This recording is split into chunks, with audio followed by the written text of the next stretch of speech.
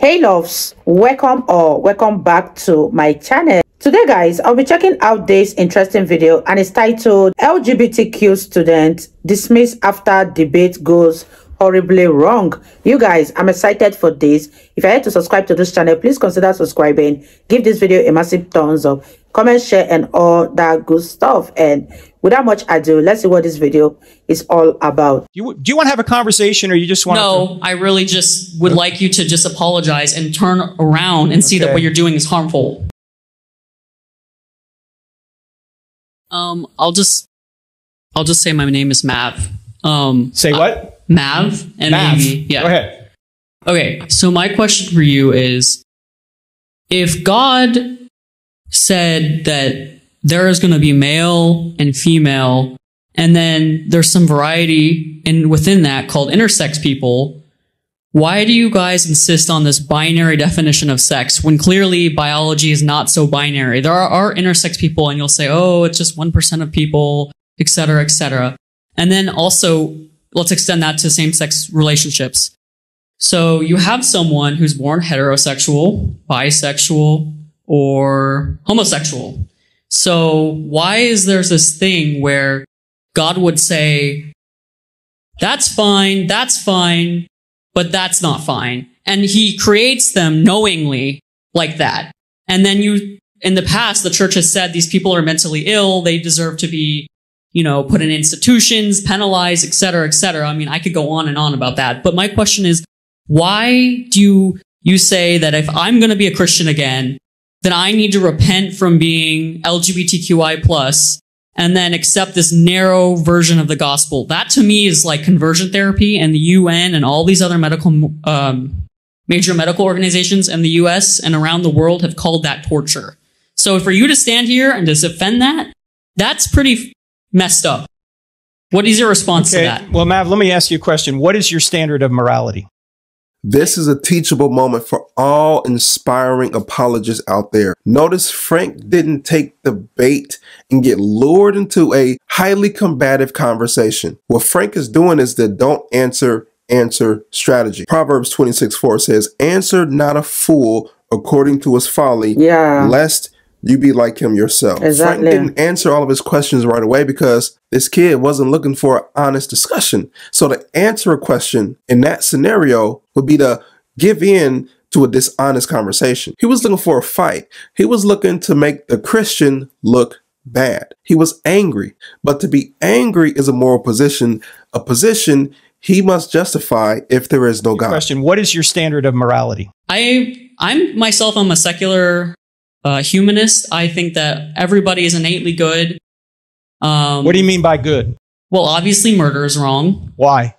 Because if I went and murdered someone's kid, then that mother or father would not have a child and they would be in mourning, and that caused them some great psychological turmoil for the rest of their lives and trauma they're going to have to work through in therapy. So objectively, we can see psychologically, they're not going to be doing too hot. So of course, but that's objectively wrong. Why is it objectively wrong to harm people?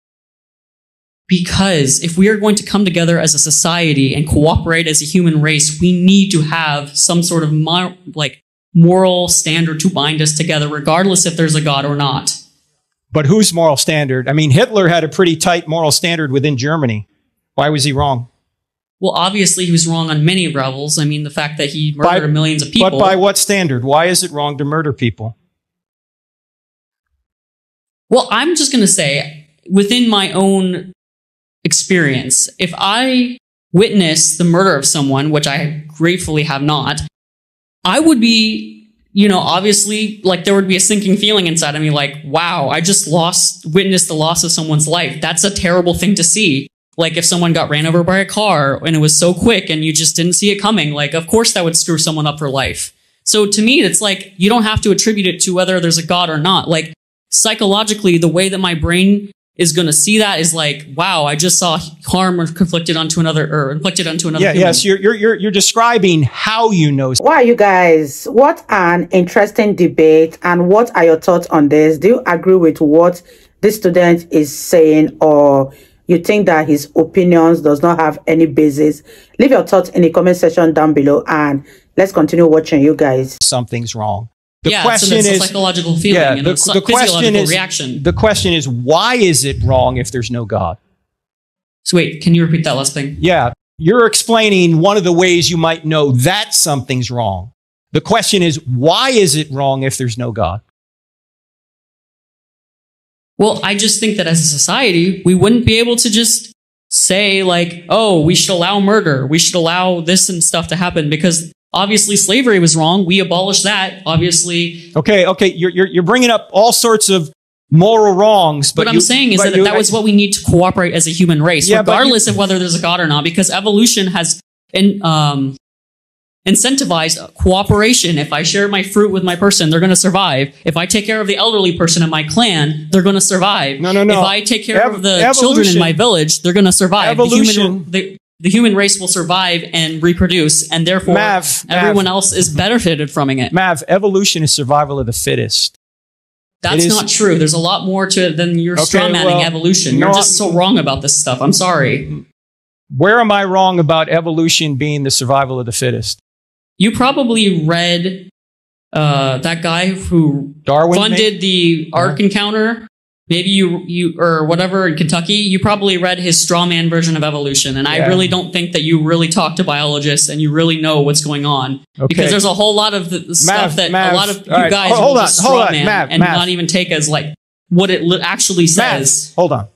Okay, got a lot of people behind here. I'm asking you simple questions. You come up asking a moral question. I'm asking for a moral standard.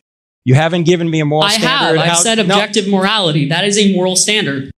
Where does the objective morality come if there is no God? I'm not the source of objective. From within our wiring. He doesn't understand the phrase objective morality. Without God, there is no objective morality. Why? Without a singular source by which morality can be grounded, that is God's nature, morality as we know it would not exist. It would be individual based. A glorified opinion. He said morality comes from within us. That would make it subjective, not objective. You're importing a moral standard into your atheistic system, and you're stealing it from a theistic worldview. That's not true. Well, I'm sorry. You don't get so many moral standards besides Christianity. There's Buddhism. There's Shintoism. There's all these different moral codes from all over the world that I've read about that I've imported. So that's not true. I'm going to have to ask you to move away from the microphone unless you give me a chance to respond. Okay? Fair enough. Okay. So there is no objective moral standard unless some kind of God exists. Everything is just a matter of human opinion. And so when you hold up a sign that says that certain people have treated LGBTQ people wrongly, they have, and there's so much evidence for it. Mav, you might be exact. Wow, I just wish that this student will allow Frank to say something, at least to set him straight on what he believes in. And there is no objective morality if there is no God. Because if actually there is no God, then every individual wouldn't even think twice to know if they are going against any moral conduct. Let me know what you guys think about this debate. It's very, very interesting and it's getting more and more heated. And I wish that this young man will give other people a chance to ask their questions. Leave your thoughts in the comment section down below and let's wrap this video up, you guys. Exactly right about that. But I am. I have experiences and data to back it up. Okay. Well, I'm sorry that people have treated you poorly, but you don't have to go on and spread these bigoted viewpoints on YouTube and Facebook like you do. It's just a bunch of misinformation. You have no idea. You have blood on your hands. Okay, Mav. Do you want to have a conversation or you just want No, I really just would like you to just apologize and turn around and see that what you're doing is harmful. Mav, there's only harm if God exists. Harm is only evil if God exists. And so you're stealing... harm regardless if God exists or not. Thank you, Mav. You're not interested. Thank you for coming. I appreciate people coming here who have a different point of view, but it's got to be a dialogue. It can't be a monologue. And I think that, yes, people who identify as LGBTQ have been treated poorly. But I also think now that Christians are being treated poorly. And both of them are wrong. We ought to respect people, even if we disagree with them. But that's a moral category. And respect only makes sense as a moral category if there's a moral standard beyond us. Man, this guy Mav has an axe to grind. This is a cautionary tale for any apologist. When you're dealing with high-strung people, they're constantly over-talking you, not letting you get a word in edgewise, accusing you, insulting you, dare I say. Know that they don't want an honest conversation. This guy Mav is a microcosm of how the LGBT community act at large. They're inconsistent hypocrites. But then he said Frank had blood on his hands for essentially spreading the truth. This is just nothing but a manipulative scare tactic to stop Christians from sharing the truth. The Bible actually says the opposite. It says that if we do not share the truth, if we know someone is in danger, sin, and we withhold the truth, then blood is on our hands. Our responsibility is to share the truth regardless of how people may think or perceive it. We must share the truth in love. Mav's behavior is not an indictment on Christianity or Frank Turek. It's an indictment on his conscience. He's dealing with inner turmoil. Nonetheless, I thought Frank Turek did a great job showing patience and even extending grace at the end of it all. Wow, you guys, what are your thoughts on this particular video? It was a very interesting and a very heated debate. Let me know what you guys think in the comment section down below. I really enjoyed every minute of this video. If you guys totally enjoyed watching, give this video a massive thumbs up, comment, share, and all that good stuff. And I'll see you all in my next video. Bye, guys.